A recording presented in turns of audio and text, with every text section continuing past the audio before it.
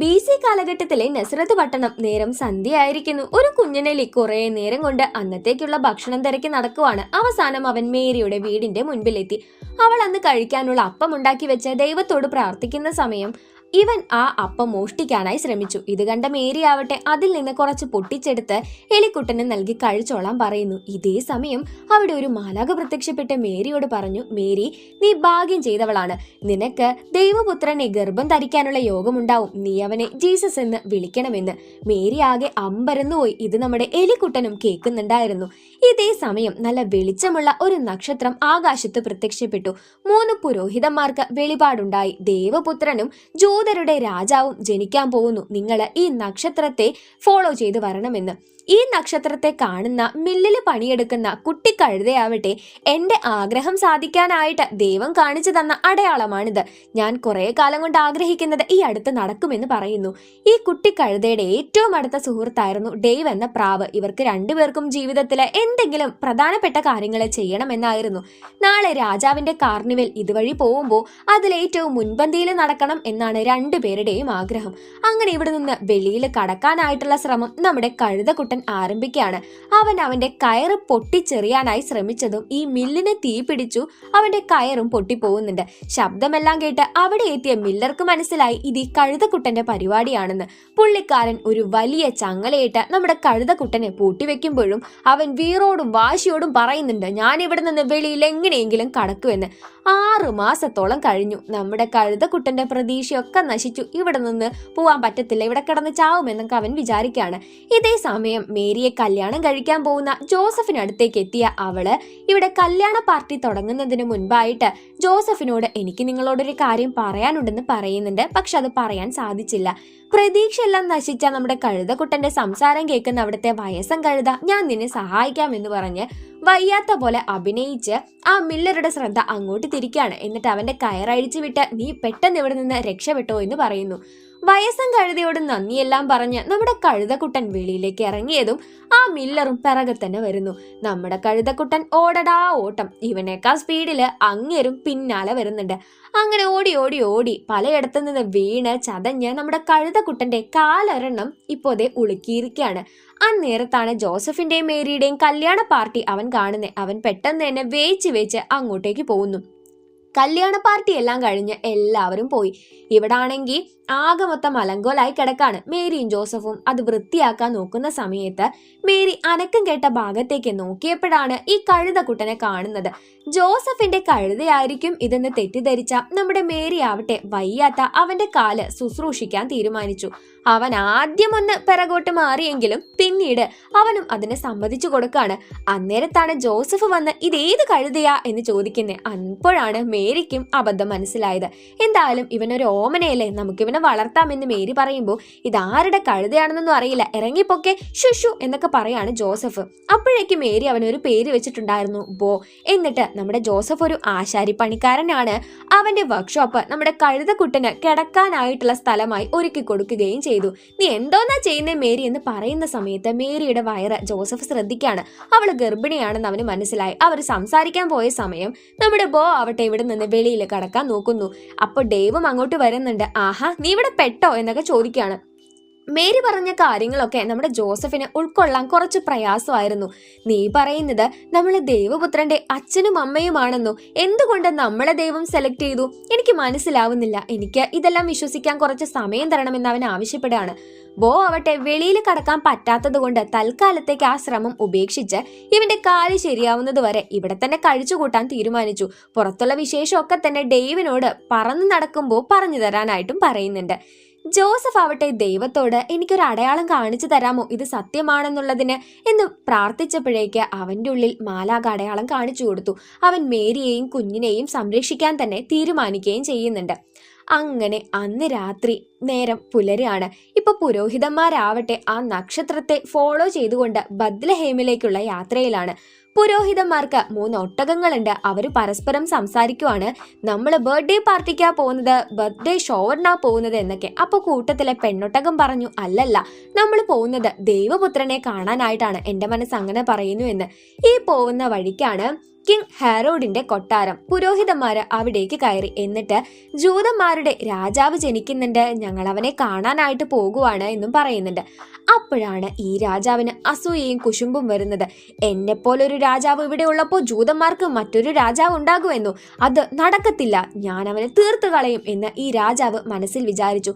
തന്ത്രത്തിൽ പുരോഹിതന്മാരെ ഇവിടെ ഒരു ദിവസം താമസിപ്പിച്ച് കൂടുതൽ വിവരങ്ങൾ അറിയാൻ വേണ്ടി അവർ തീരുമാനിച്ചു. എന്നാൽ രാജാവിന്റെ ഈ തന്ത്രമൊക്കെ തന്നെ ഒട്ടകങ്ങൾ അറിയുന്നുണ്ടായിരുന്നു. അങ്ങനെ രാജാവ് ഈ കുഞ്ഞിനെ കണ്ടെത്താനായി കൊട്ടാരത്തിലെ പട്ടികളായ തഡിയസിനെയും റൂഫസിനെയും ചുമതലയേൽപ്പിച്ചു. ഇതേ സമയം നമ്മുടെ കുഞ്ഞനെലി ആവട്ടെ ദൈവപുത്രന്റെ ജനനത്തെ കുറിച്ച് മറ്റുള്ള എലികളോട് വിവരിച്ചുകൊണ്ടിരിക്കുമ്പോൾ തഡിയസും റൂഫസും അവനെ വന്ന് കണ്ടുപിടിച്ച് അതിന്റെ വിശദാംശങ്ങൾ ചോദിച്ചറിയാണ്. അങ്ങനെ മേരിയുടെ കാര്യവും അവരുള്ള നാടിന്റെ കാര്യവുമൊക്കെ ഈ കുഞ്ഞനെലി പേടിച്ച് അവർക്ക് പറഞ്ഞു കൊടുക്കുന്നുണ്ട്.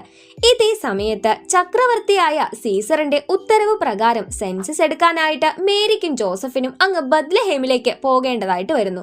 ജോസഫ് ആണെങ്കിൽ ഭാരം ചുമക്കാനായി നമ്മുടെ ബോയെ ഏൽപ്പിക്കുന്നുണ്ട്. അവൻ പക്ഷെ അതിനൊന്നും നിന്നു കൊടുക്കുന്നില്ല. അവൻ ഇവിടെ നിന്ന് എങ്ങനെയെങ്കിലും വെളിയിൽ കടക്കണം, ആ ചിന്തയല്ലേ ഉണ്ടായിരുന്നുള്ളൂ. അങ്ങനെ ജോസഫിന്റെ കൂടെ നിക്കത്തില്ല എന്ന് വാശി പിടിച്ച അവൻ ഇവിടെ നിന്ന് കടക്കാനും പുറത്തു കടക്കാനും ഒന്നിനും സമ്മതിക്കുന്നില്ല.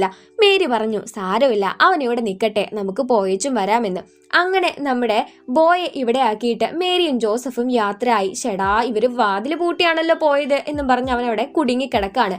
ആ സമയത്തേക്കാണ് ഈ തഡിയസും റൂഫസും ഹണ്ടറും കൂടി ഇവൻ അടുത്തേക്ക് വരുന്നത്. ഇവരാ മില്ലർ പറഞ്ഞയച്ച ആൾക്കാരാണോ എന്നും പറഞ്ഞ് നമ്മുടെ ബോ ഭയങ്കര പേടിയിലായി. എന്നിട്ട് ഡേവിനോട് അവർ വന്നതിന്റെ ഉദ്ദേശം ചോദിച്ചറിയാൻ വേണ്ടി ശ്രമിക്കുകയാണ്. ഇവന്മാരെ കമ എന്നൊരു അക്ഷരം മിണ്ടുന്നില്ല. അവസാനം ബോയെ കണ്ടെത്തിയിട്ട് പറ, നിന്റെ ഓണർ ആരാണെന്ന് ചോദിക്കുമ്പോൾ മില്ലർ എന്ന് പറഞ്ഞു കഴിഞ്ഞാൽ ഇവനെ പിടിച്ചോണ്ട് പോകത്തില്ലേ, അതുകൊണ്ട് എന്റെ ഓണർ ഒരു മേരിയാണെന്ന് പറയാണ്. അവരെ പറ്റി തന്നെയാണ് എനിക്ക് അറിയേണ്ടത്, അവരെവിടേക്കാ പോയത് എന്ന് റൂഫസ് ചോദിച്ചു. ഷെടാ, പണിപാളിയല്ലോ. ഇവന്റെ കാലിൽ കിടക്കുന്ന അവള് കെട്ടിക്കൊടുത്ത ആ ഒരു തുണിയുടെ മണം പിടിച്ച് അവരെ കണ്ടുപിടിക്കാനായിട്ട് തഡിയസും റൂഫസും പോവാണ്. മേരി എന്റെ കാരണം അപകടത്തിൽപ്പെട്ടല്ലോ എന്ന് പറഞ്ഞ് ബോ നമ്മുടെ മേരിക്ക് വാണിംഗ് കൊടുക്കാനായിട്ട് പോകുന്നുണ്ട്. എന്നാൽ തഡിയസും റൂഫസും ആണെങ്കിൽ ഇവനെ ഫോളോ ചെയ്ത് പോകാൻ വേണ്ടി തീരുമാനിച്ചിരിക്കുകയാണ്. ഇരയെ എറിഞ്ഞിട്ട് വലിയ കാര്യത്തെ പിടിക്കുന്ന ആ ഒരു തന്ത്രം തന്നെയാണ് ഇവരിവിടെ പ്രയോഗിക്കുന്നത്. നമ്മുടെ എലിക്കുഞ്ഞാണെങ്കിൽ ആകെ മൊത്തം എന്റെ കാരണം മേരിക്ക് പ്രശ്നം ഉണ്ടാവുമല്ലോ എന്നൊക്കെ കരുതിയിരിക്കുകയാണ്. മേരിയെയും ജോസഫിനെയും നമ്മുടെ ബോ കണ്ടു. അവിടെ നിന്ന് താഴേക്ക് പോകണമെങ്കിൽ വലിയൊരു പാറക്കെട്ടാണ്, താഴേക്ക് ചാടിയേ തീരൂ, എന്തോ ചെയ്യും. അങ്ങനെ ആ ചാട്ടത്തിനിടയ്ക്കാണ് ചെമ്മരിയാടായ റൂത്തിനെ നമ്മുടെ ബോ കാണുന്നത്. അന്ന് ആ നക്ഷത്രം പ്രത്യക്ഷപ്പെട്ട സമയത്ത് റൂത്തും ഇതേപോലെ എന്തോ ഒരു വലിയ കാര്യം നടക്കാൻ പോകുന്നു എന്ന് കാണാൻ വേണ്ടിയിട്ട് കൂട്ടത്തിൽ നിന്ന് തെറ്റിപ്പിരിഞ്ഞ് വന്നതായിരുന്നു. അങ്ങനെ ബോയും റൂത്തും അവിടെ വെച്ച് കമ്പനിയാവുന്നുണ്ട്. റൂത്താണ് എങ്ങനെയാണ് ഈ പാറയിടുക്കിൽ നിന്ന് ഇറങ്ങേണ്ടത് എന്നൊക്കെ ബോയ്ക്ക് പറഞ്ഞു കൊടുക്കുന്നത്. അതൊന്നും കേൾക്കാതെ ഇറങ്ങി അവൻ താഴേക്ക് വീഴുകയും ചെയ്യുന്നുണ്ട്. അങ്ങനെ റൂത്തും ഇവരുടെ കൂടെ ബത്ലഹേമിലേക്ക് കൂടെ ചെല്ലാമെന്ന്, വഴി കാണിച്ചു കൊടുക്കാമെന്ന് സമ്മതിക്കാണ്. ഡേവും ബോയും റൂത്തും കൂടി അങ്ങനെ നമ്മുടെ മേരിയും ജോസഫും പോയ വഴിയെ തന്നെ പോകുന്നുണ്ട്. അപ്പോൾ നമ്മുടെ ബോയുടെ മനസ്സിൽ എന്താണെന്ന് വെച്ചാൽ അവൻ ഇപ്പോൾ മേരിയെ വാൺ ചെയ്യണം, എന്നിട്ട് അവളെ ഈ അപകടത്തിൽ നിന്ന് സഹായിക്കണം എന്ന് മാത്രമേ ഉണ്ടായിരുന്നുള്ളൂ. കിങ് ഹാരോഡ് ആണെങ്കിൽ ആ തഡിയസിനെയും റൂഫസിനെയും കൊണ്ട് കാര്യങ്ങളൊന്നും നടക്കത്തില്ല, ഈ പുരോഹിതന്മാരെ വിട്ടയക്കാം, എന്നിട്ട് അവരുടെ പിറകെ ഫോളോ ചെയ്ത് പോയി കഴിഞ്ഞാൽ ആ രാജാവ് ചെക്കനെ കണ്ടുപിടിക്കാലോ, എന്നിട്ട് അവനെ വകവരുത്താം എന്നൊക്കെ പറഞ്ഞ് ഈ പുരോഹിതന്മാരോട് ഇവിടെ നിന്ന് പൊക്കോളാനായിട്ട് പറയാണ്. അവർക്കാണെങ്കിൽ ഇതൊന്നും മനസ്സിലായില്ല. അങ്ങനെ ഈ ഒട്ടകങ്ങളെയും കൂട്ടി അവർ പോകുന്ന സമയത്ത് ഒട്ടകങ്ങൾക്കാണെങ്കിൽ രാജാവിന്റെ പ്ലാനും കാര്യങ്ങളും ഒക്കെ തന്നെ മനസ്സിലായിട്ടുണ്ടായിരുന്നു. ബോയും ഡേവും റൂത്തും അങ്ങനെ മേരിയുടെയും ജോസഫിന്റെയും അരികിലെത്തി. അങ്ങനെ ഇവൻ ഓടിപ്പോയിട്ട് നിങ്ങളുടെ പിറകെ 2 പട്ടികൾ വരുന്നുണ്ട് എന്നുള്ള കാര്യമൊക്കെ തന്നെ ഇങ്ങനെ മിമിക് ചെയ്ത് കാണിച്ചു കൊടുക്കുന്നുണ്ട്. അതായത് ജോസഫിനെ പോലെയും മേരിയെ പോലെയും പട്ടിയെ പോലെയും ഒക്കെ ആക്ട് ചെയ്ത് കാണിച്ചു കൊടുക്കുകയാണ്. പക്ഷെ ഇത് മനസ്സിലാവാത്ത മേരി ആവട്ടെ ഇവനെ കൊഞ്ചിക്കണം എന്ന് തോന്നുന്നു എന്നും പറഞ്ഞിട്ട് ഇവനെ കൊഞ്ചിക്കാൻ തുടങ്ങി. അന്നേരത്താണ് പിറകില് ആ പട്ടിക്കുട്ടന്മാർ വരുന്നത് കാണുന്നത്. ഉടനെ തന്നെ ബോ ആവട്ടെ മേരിയുടെ കൈയും പിടിച്ച ഒരു ഒറ്റ ഓട്ടമായിരുന്നു. അവിടെ ഒരു കുഞ്ഞു പട്ടണം പോലുള്ളൊരു സംഗതിയുണ്ട്, അവിടെ വെള്ളം എടുക്കാനൊക്കെ സാധിക്കും. അങ്ങനെ മേരിയെയും കൂട്ടിക്കൊണ്ട് ആൾക്കൂട്ടത്തിനിടയിലേക്ക് ബോ പോയി. ഈ സമയത്തേക്ക് ഹണ്ടറും പട്ടികളും കൂടി ഇവിടേക്ക് എത്തിയിട്ടുണ്ടായിരുന്നു. അവര് മണം പിടിച്ച് മേരി എവിടെയെന്ന് മനസ്സിലാക്കിയിട്ടുണ്ട്. റൂത്തിനോടും ഡേവിനോടും അവരെ തടഞ്ഞു വെക്കാൻ പറഞ്ഞ് മേരിക്ക് പ്രൊട്ടക്ഷനായി നിൽക്കുകയാണ് നമ്മുടെ ബോ. ആ സമയത്തേക്ക് തഡിയസിനെയും റൂഫസിനെയും ഒരിടത്ത് കെട്ടിയിട്ട ഈ ഹണ്ടർ മേരിയുടെ അടുത്തേക്ക് വരുമ്പോഴേക്ക് നമ്മുടെ ബോ ആവട്ടെ അവിടെ ഇരുന്നിരുന്ന ഒരു കാർട്ട് അയാളുടെ ദേഹത്തോട്ട് തട്ടിയിടുന്നുണ്ട്. മേരി ആണെങ്കിൽ വെള്ളം കോരിക്കൊണ്ടിരിക്കുകയാണ്. അവളെ പിടിച്ചു മാറ്റിയതും ഈ ഹണ്ടർ നേരെ പോയിട്ട് ആ കിണറ്റിലേക്ക് വീണു. ഇത് കണ്ട തഡിയസിനെയും റൂഫസിനെയും ഇവരെ കണ്ടാൽ മനസ്സിലാകും എന്നുള്ള മട്ടെത്തുന്നുണ്ട്. ജോസഫ് ആണെങ്കിൽ അവിടെ നിന്ന് പോകുന്നതും ബോയെ കുറ്റം പറഞ്ഞുകൊണ്ടേയിരിക്കുകയാണ്. ഇവന്റെ കാരണം എത്ര അപമാനം സഹിച്ചു, ഞങ്ങളുടെ അടുത്ത് നിന്ന് പൊക്കോ എന്നൊക്കെ. അങ്ങനെ ബോ അവിടെ നിന്ന് പോയി. റൂത്ത് അവനെ തടഞ്ഞു വെക്കാൻ നോക്കുന്നുണ്ട്. നീ പോകുന്നതിനേക്കാൾ വളരെ ഇമ്പോർട്ടന്റ് ആയ കാര്യമാണ് നമ്മളിപ്പോ ചെയ്തോണ്ടിരുന്നത്, നീ പോവരുതെന്ന്. ഈ സമയത്തേക്ക് ഹണ്ടർ ആവട്ടെ കിണറ്റിൽ നിന്ന് പുറത്തിറങ്ങിയിട്ട് തഡിയസിനെയും റൂഫസിനെയും കൂട്ടിക്കൊണ്ട് അടുത്ത യാത്ര തുടങ്ങുന്നു. ബോയും ഡേവും അങ്ങ് ദൂരെ കാണുന്ന രാജാവിന്റെ കാർണിവൽ കാണുകയാണ്. മേരി ആണെങ്കിൽ പിറകോട്ട് ബോ തൻ്റെ ഒപ്പം വരുന്നുണ്ടോ എന്ന് നോക്കിക്കൊണ്ടിരിക്കുന്നുണ്ട്. പക്ഷെ അവൻ പോയി കഴിഞ്ഞിരുന്നല്ലോ. അങ്ങനെ ബോ ആവട്ടെ ദൂരെ കാണുന്ന രാജാവിന്റെ കാർണിവൽ കാണുമ്പോഴും അവന്റെ മനസ്സിൽ ഇങ്ങനെ തോന്നിക്കൊണ്ടിരിക്കുകയാണ്, അല്ല ഇതല്ല ശരിയായ കാര്യം, ഞാൻ ജീവിതത്തിൽ ചെയ്യാൻ വച്ച ഇമ്പോർട്ടൻ്റ് ആയ കാര്യം മേരിയെ സംരക്ഷിക്കണം. ഡേവ്, നമ്മുടെ രണ്ടുപേരുടെയും ആഗ്രഹം ഇതായിരുന്നു എന്ന് എനിക്കറിയാം. പക്ഷെ മേരിയെ സംരക്ഷിക്കേണ്ടതാണ് ഇപ്പൊ എന്റെ ചുമതല എന്ന് എനിക്ക് തോന്നുന്നു. അതുകൊണ്ട് ഞാൻ തിരികെ പോകുവാണെന്ന് പറയുമ്പോൾ ഞാനും നിന്റെ കൂടെ വരുവാണെന്ന് ഡേവ് പറയാണ്. ഇവിടെ ആണെങ്കിൽ ഇവരുടെ വണ്ടി ആകെ പൊളിഞ്ഞു പോയിട്ടുണ്ടായിരുന്നു കേട്ടോ. അങ്ങനെ അതൊക്കെ ശരിയാക്കിക്കൊണ്ടിരിക്കുമ്പോൾ ജോസഫ് പിറുപിറുക്കുന്നുണ്ട്. ദൈവപുത്രനെ ഗർഭം ധരിച്ച് അവനെ പ്രസവിക്കുന്ന സമയത്തും എന്തിനാണ് ദൈവമേ ഇത്ര കഷ്ടപ്പാട് തരുന്നതെന്ന്.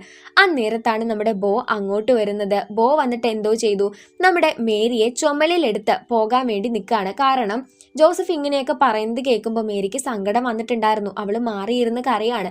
ജോസഫ് അവളെ പോയി സമാധാനിപ്പിച്ചു. ദൈവപുത്രനാണെങ്കിലും അവനെ നമ്മൾ നല്ല രീതിയിൽ സംരക്ഷിക്കും എന്ന് പറയുന്നു. അങ്ങനെ നമ്മുടെ ബോർഡ് പുറത്തിരുന്നു കൊണ്ടാണ് പിന്നീട് മേരിയുടെ യാത്രയുണ്ടായിരുന്നത്. ജോസഫ് പറയാണ്, നീ അവളെ മര്യാദയ്ക്ക് കൊണ്ടുപോക്കോണേ എന്ന്. രാത്രി ഏറെ വൈകിട്ടുണ്ടായിരുന്നു കേട്ടോ. ഇന്നേരത്തെ ഇവരുടെ പിറകെ ഇപ്പോഴും തഡിയസും റൂഫസും വന്നുകൊണ്ടിരിക്കുകയാണ്.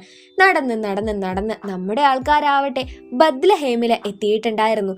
പക്ഷേ ഒരു സത്രം പോലും കിട്ടാനില്ല അന്ന് രാത്രി തങ്ങാനായിട്ട്. അങ്ങനെ ആളൊഴിഞ്ഞ സത്രം എന്ന് തോന്നിയൊരിടത്ത് നമ്മുടെ ബോയെ നിർത്തി ചരക്കൊക്കെ അവന്റെ പുറത്ത് വെച്ച് കെട്ടി മേരിയും ജോസഫും അകത്തേക്ക് പോയ സമയം ഇവന്റെ മില്ലർ ആവട്ടെ അവനെ വന്ന് കണ്ട് പിടിച്ചോണ്ട് പോവാണ് ചെയ്യുന്നത്.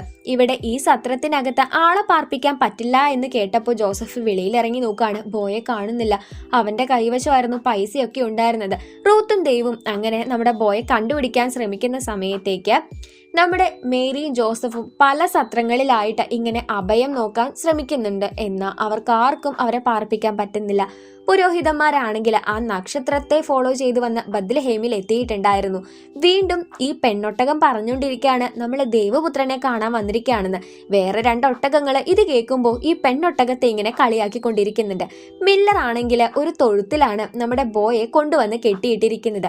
അവിടെ വെച്ച് അവൻ ദൈവത്തോട് പ്രാർത്ഥിക്കുകയാണ്, മേരിയെ സഹായിക്കാൻ എന്നെ അനുവദിക്കണേ എന്ന്.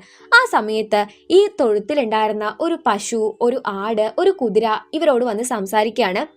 എന്നിട്ട് പറഞ്ഞു, ആ നക്ഷത്രം ഉണ്ടായത് തൊട്ട് ഞങ്ങൾക്ക് കണ്ണിന്റെ പോള പൂട്ടാൻ പറ്റിയിട്ടില്ല. ഞങ്ങള് വെളിച്ചം കാരണം ഉറങ്ങാതിരിക്കുമായിരുന്നു. എന്തൊക്കെയോ സംഭവിക്കാനുണ്ടെന്നും കരുതി ഞങ്ങൾ ഇവിടെ ഒരു കുഞ്ഞു തൊട്ടിൽ ഒരുക്കിയിട്ടുണ്ടെന്ന് പറയുന്നു. ആഹാ, ഇത് മേരിക്കും കുഞ്ഞിനുള്ളതാണ്, എന്നെ ഇവിടെ നിന്ന് പുറത്തിറങ്ങാൻ സഹായിക്കാമോ എന്ന് ബോ ചോദിക്കുകയാണ്. അവരിവനെ വെളിയിൽ കടക്കാനായിട്ട് സഹായിച്ചു. അങ്ങനെ നമ്മുടെ ബോ പുറത്തേക്ക് പോയിട്ട് മേരിയെ ഇങ്ങോട്ട് കൂട്ടിക്കൊണ്ടുവരാമെന്നും പറയുന്നുണ്ട്. ഇതേ സമയത്ത് റൂത്ത് ആവട്ടെ നമ്മുടെ ബോയെ കണ്ടുപിടിക്കാനായിട്ട് ശ്രമിക്കുന്നതിന്റെ ഇടയ്ക്ക് വെച്ച് അവന്റെ കൂട്ടത്തെ കാണുകയാണ്. ഇന്നേരത്ത് മേരിയും ജോസഫും പലയിടങ്ങളിൽ പോയിട്ട് ഇങ്ങനെ സത്രങ്ങൾ നോക്കിക്കൊണ്ടേയിരിക്കുന്നുണ്ട്. റൂത്ത് പറഞ്ഞത് കേൾക്കാതെ ഈ കൂട്ടം മൈൻഡ് ചെയ്യാതെ നിൽക്കുമ്പോഴാണ് മാലാഖ പ്രത്യക്ഷപ്പെട്ട് ഈ ചെമ്മരിയാടിൻ കൂട്ടത്തോട് ദൈവപുത്രൻ പിറക്കാൻ പോവുകയാണ്, നിങ്ങൾ അവനെ സംരക്ഷിക്കണം എന്ന് പറയുന്നത്. മേരിക്കാണെങ്കിൽ ഒട്ടും വയ്യായിരുന്നു കേട്ടോ. അവളാകെ തളർന്നു പോയിട്ടുണ്ടായിരുന്നു. അങ്ങനെ ഇരിക്കുന്ന സമയത്ത് ബോ ആവട്ടെ എവിടെയാണ് അവരെ നോക്കുമ്പോൾ ഒരിടത്ത് മേരിയും ജോസഫും ഉണ്ട്. അതിന്റെ ജസ്റ്റ് ഓപ്പോസിറ്റ് ആയിട്ട് തഡിയസും റൂഫസും വരുന്നുണ്ട്. വേഗം തന്നെ ബോ അവിടെ പോയിട്ട് മേരിയെ കൂട്ടിക്കൊണ്ട് ഈ തൊഴുത്തിലോട്ട് വരികയാണ്. ഇവർക്കറിയത്തില്ല എങ്ങോട്ടാണ് ഈ കഴുതക്കുട്ടം കൂട്ടിക്കൊണ്ട് പോകുന്നതെന്ന്. അങ്ങനെ ഈ ഒരിടം കണ്ടപ്പോൾ മേരിക്ക് ഒരുപാട് സന്തോഷമായി. അവിടെ അവരെ ഇരുത്തിയിട്ട് ബോ ഇവർക്ക് സംരക്ഷണത്തിനായി വെളിയിൽ വന്ന് നിൽക്കുന്ന സമയം തഡിയസും റൂഫസും അങ്ങോട്ട് വന്നിട്ടുണ്ടായിരുന്നു. അങ്ങനെ ഇവൻ ധൈര്യം സംഭരിച്ച് അവരെ വെല്ലുവിളിക്കാൻ തുടങ്ങി. അപ്പോഴേക്ക് ആ ഹണ്ടർ അങ്ങോട്ട് വരുന്നുണ്ട്. എങ്ങനെ ഇവരെ എതിർക്കും എന്നറിയാതെ യാതൊരു ഐഡിയയും ഇല്ലാതെ ബോ നിൽക്കുന്ന സമയത്താണ് റൂത്ത് അവന്റെ ചെമ്മരിയാടിൻ കൂട്ടത്തെ കൂട്ടിക്കൊണ്ട് ഇവിടേക്ക് വരുന്നത്. അങ്ങനെ ചെമ്മരിയാടുകളെ ഇവരെ തട്ടിയിട്ട് മുന്നോട്ട് പോയി. ഇവര് 3 പേരും പാറക്കെട്ടിൽ നിന്ന് താഴെ വീഴുന്ന സമയത്തേക്ക് ഈ ഹണ്ടർ ആവട്ടെ കനം താങ്ങാൻ വയ്യാതെ തഡീസിനെയും റൂഫസിനെയും താഴേക്ക് ഒരൊറ്റയിടില്ല. അയാളും അധികം വൈകാതെ താഴെ വീണു. എന്നാൽ താഴെ വീഴാൻ പോയ തഡീസിനെയും റൂഫസിനെയും നമ്മുടെ ബോ രക്ഷപ്പെടുത്തി കൊണ്ടുവന്നു. അങ്ങനെ ഇവര് രണ്ടുപേരും ചെയ്ത തെറ്റുകളൊക്കെ മനസ്സിലാക്കി ബോയോട് മാപ്പ് ചോദിക്കുന്നുണ്ട്. എല്ലാവരും കൂടി വേഗം തന്നെ ദേവപുത്രൻ ജനിച്ചിരിക്കുന്നു, അവനെ കാണാനായിട്ട് വരികയാണ്. പക്ഷെ ബോക്ക് ഇപ്പോഴും അറിയില്ല ഈ കുഞ്ഞ് ശരിക്കും ആരാണെന്ന്. ബോയെ കണ്ടതും കുഞ്ഞിനെ വന്ന് നോക്കാനായിട്ട് ജോസഫ് ആവശ്യപ്പെടുന്നു. നല്ല ഓമനത്തുള്ള തേജസ്സുള്ള കുഞ്ഞ്. പിന്നീടാണ് ഈ കുഞ്ഞനെലി വന്ന് ഈ ഒരു കാര്യങ്ങളൊക്കെ പറയുന്നത്. അപ്പോഴേക്ക് നമ്മുടെ പുരോഹിതന്മാരും അവിടേക്ക് എത്തിച്ചേരുന്നുണ്ട്. 3 പേരും 3 സമ്മാനങ്ങൾ ഈ കുഞ്ഞിന് കൊണ്ടുവന്നിട്ടുണ്ടായിരുന്നു. പിന്നെ നമ്മുടെ നായ്ക്കുട്ടികളും വരുന്നുണ്ട് കേട്ടോ. പുരോഹിതന്മാർ കൊണ്ടുവന്ന സമ്മാനങ്ങൾ സ്വർണം, കുന്തിരിക്കം, പിന്നെ മൂറ്. ഇത് 3 അർത്ഥങ്ങളാണ് വെക്കുന്നത്. അതൊന്നും നമുക്കിവിടെ വിവരിക്കേണ്ട കാര്യമില്ല കേട്ടോ. അങ്ങനെ എല്ലാവരും വണങ്ങുമ്പോഴാണ് ബോയ്ക്ക് മനസ്സിലായത് താൻ ചുമലിലിടുത്തി കൊണ്ടുവന്നത് ദൈവപുത്രനെ ആയിരുന്നു എന്ന്. തൻ്റെ ജീവിതത്തിൽ ഇതിനേക്കാൾ വലിയൊരു കാര്യം ഇനി ചെയ്യാനായിട്ടുണ്ടോ? ബോ ഒരുപാട് ദൈവത്തോട് നന്ദി പറയാണ്. എന്നിട്ട് നമ്മുടെ ഉണ്ണി യേശുവിനെ ഇങ്ങനെ നോക്കിക്കൊണ്ടിരുന്നു. മേരി ആവട്ടെ അവളുടെ മടിയിൽ കിടക്കാനായിട്ട് ബോയെ വിളിക്കുന്നു. അങ്ങനെ ഉള്ളൊരു സീനോട് കൂടിയാണ് 2017 പുറത്തിറങ്ങിയ ദ സ്റ്റാർ എന്ന ഈ മനോഹരമായ സിനിമ അവസാനിക്കുന്നത്. കൂട്ടുകാരെ, നിങ്ങൾക്ക് എന്ത് തോന്നി ഈ ഒരു സിനിമ കണ്ടിട്ട്? ക്രിസ്മസ് സീസണൊക്കെ അല്ലേ വരാൻ പോകുന്നത്. അപ്പോൾ ഉണ്ണി യേശുവിൻ്റെ ജനനത്തോടു കൂടി തന്നെ നമ്മുടെ ക്രിസ്മസ് സീസൺ സ്റ്റാർട്ട് ചെയ്ത് വെക്കാമെന്ന് വിചാരിക്കുകയാണ്. സോ ക്രിസ്മസ് മൂവീസൊക്കെ ഇഷ്ടപ്പെടുന്ന എല്ലാവരും തന്നെ മറക്കാതെ സബ്സ്ക്രൈബ് ചെയ്യുക കേട്ടോ. ഇനി നമ്മൾ കുറച്ച് ദിവസത്തേക്ക് ക്രിസ്മസ് സീസൺ പോലെ ഒരു ക്രിസ്മസ് കാർണിവൽ പോലെ അങ്ങനത്തെ മൂവീസ് തന്നെ ചെയ്യാമെന്ന് വിചാരിക്കുന്നുണ്ട്. അപ്പോൾ ഉണ്ണിയേശുവിൻ്റെ ജനനം വളരെ ലളിതമായിട്ട് പറഞ്ഞു തരുന്ന, ഇത് കണ്ടിരിക്കുമ്പോഴും ഭയങ്കര ഒരു പ്ലസൻ്റ് ആയിട്ടുള്ളൊരു ഫീലിംഗ് ആണ്. സോ ഈ ഒരു മൂവിയെ പറ്റി കേട്ടിട്ടില്ലാത്തവരുണ്ടെങ്കിൽ ജസ്റ്റ് ഒന്ന് ചെക്ക് ചെയ്ത് നോക്കുക. 2017 പുറത്തിറങ്ങിയ ദ സ്റ്റാർ എന്ന മൂവിയാണ് കേട്ടോ ഇത്. ഉണ്ണിയേശുവിൻ്റെ ജനനം ആണെങ്കിലും ഒരു കുഞ്ഞു കഴുതയുടെ ജീവിതത്തിലൂടെയാണ് നമ്മൾ ഈ കഥ കാണുന്നത്. സോ എന്തായാലും കൊച്ചുകുട്ടികളായിക്കോട്ടെ മുതിർന്നവരായിക്കോട്ടെ എല്ലാവർക്കും ഇഷ്ടപ്പെടുന്ന രീതിയിലാണ് ഇതിൻ്റെ ഒരു പ്രസൻറ്റേഷൻ. സോ വീഡിയോ കണ്ടിട്ട് എന്ത് തോന്നി എന്നുള്ളത് കമൻസ് ആയിട്ട് പറയാം കേട്ടോ. പിന്നെ ക്രിസ്മസ് ആയിട്ട് എന്തൊക്കെയാണ് പ്ലാൻസ് എന്നുള്ളത് പറയാം. നിങ്ങൾക്ക് ക്രിസ്മസ് മൂവി സജഷൻസ് ഉണ്ടെങ്കിൽ അതും പറയാവുന്നതാണ്. അപ്പോൾ അത്രയൊക്കെയുള്ളൂ. വീഡിയോ ലൈക്ക് ചെയ്യുക, ചാനൽ സബ്സ്ക്രൈബ് ചെയ്യുക, പിന്നെ കൂട്ടുകാർക്ക് നമ്മുടെ ചാനലിലൊന്ന് ഷെയർ ചെയ്ത് കൊടുത്തേക്കാം. അവർക്കൊക്കെ കാണാൻ ഇഷ്ടമാണെങ്കിലോ. അപ്പോൾ അതുകൂടെ ചെയ്തേക്കാം. അത്രയൊക്കെയുള്ളൂ. കമൻ്റായിട്ട് പറയാൻ മറക്കരുത്. നിങ്ങളുടെ പേരുകൾ വീഡിയോക്കിടയിൽ താല്പര്യം ഉണ്ടെങ്കിൽ, കേൾക്കാൻ താല്പര്യം ഉണ്ടെങ്കിൽ ജസ്റ്റ് പേരുകളും കൂടെ കമൻസ് ആയിട്ട് അറിയിച്ചേക്കാം. അത്രയൊക്കെയുള്ളൂ കേട്ടോ. സോ നമുക്ക് മറ്റൊരു അടിപൊളി വീഡിയോ ആയിട്ട് വീണ്ടും കാണാം. അതുവരേക്ക് സേഫ് ആയിട്ട് ഹാപ്പി ആയി തന്നെ ഇരിക്കുക. ടാറ്റാ, ബൈ.